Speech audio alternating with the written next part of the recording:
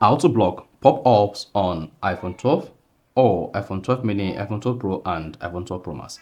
So if you have any of the iPhone 12 series and I want to block pop-ups on your Safari browser, then this video is going to walk you through how to do this step by step. So if you don't know this, you found this helpful and informative, please don't forget to like and then subscribe.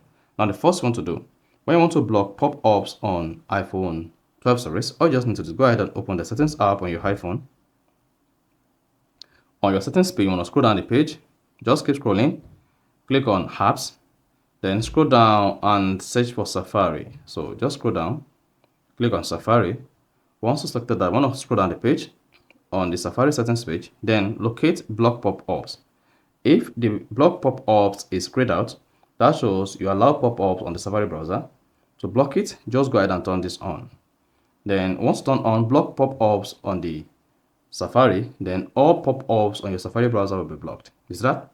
So if you want to disable it, just go ahead and then turn this off. So that is basically how to block pop-ups on iPhone 12, iPhone 12 mini, iPhone 12 Pro, and iPhone 12 Pro Max. If you found this helpful and informative, please don't forget to like and then subscribe.